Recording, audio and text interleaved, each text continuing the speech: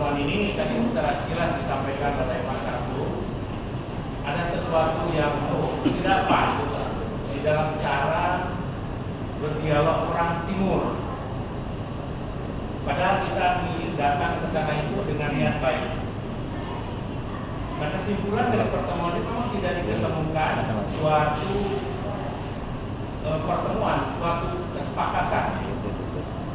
Masing-masing pihak merasa mempunyai hak. Nah, wali kota mengatakan kepada kita yang berkunjung di sana bahwa persetujuan sewa antara NGIS dan Summarecon itu kecil dan artinya itu private matters. Dan itu lucu, dikatakan lucu, surat kita ini lucu. Karena dihadapkan dengan keputusan gubernur itu tidak mempunyai, jadi itu tetap gereja akan dilanjutkan. Nah, kita dengan tetap mengedepankan semangat silaturahmi, kita menjelaskan bahwa sewa menyewa di dalam hukum perdata Indonesia, di dalam perundang-undangan kita itu dilindungi oleh hukum. Dan sewa yang dilakukan oleh Summarecon dan NGIS itu telah memenuhi ketentuan-ketentuan yang diatur di dalam hukum. Karena salah satu undang-undang yang melindungi sewa menyewa atau perikatan ini adalah di dalam hukum perdata pasal 12 yang mengatakan bahwa singkatnya gini,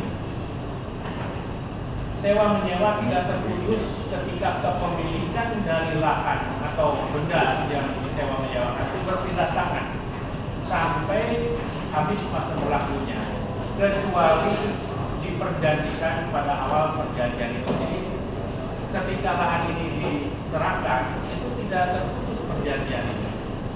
Dan ini juga dicantumkan dalam perjanjian sewa antara PT Summarecon dengan NGIS pasal 5.1J yang mengatakan bahwa pemindahan kepemilikan itu tidak mengakhiri sewa itu.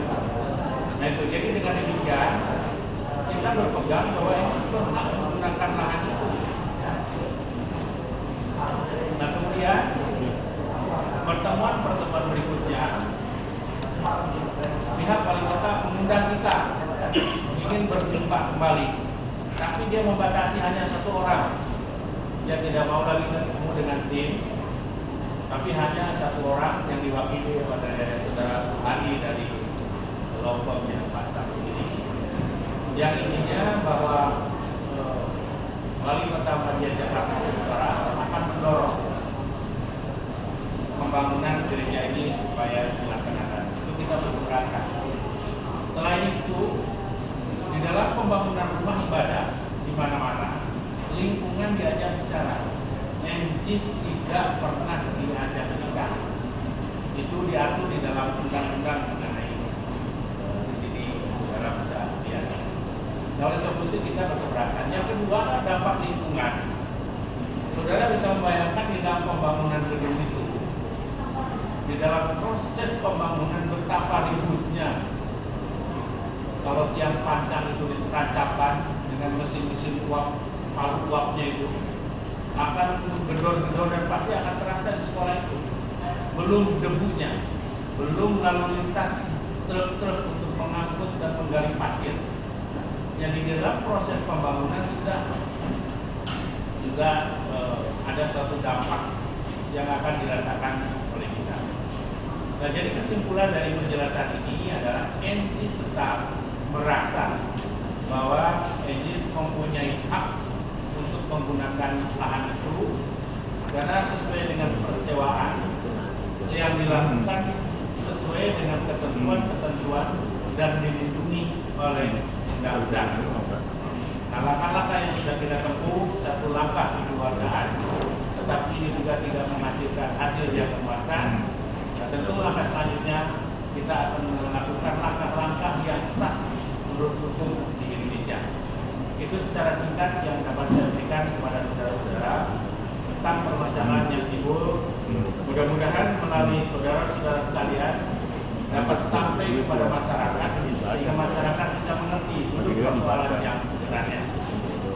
Nah, yang kita keberatan adalah di dalam proses yang sedang belajar yang sedang berlangsung ini, proses belajar mengajar terganggu. Kenapa?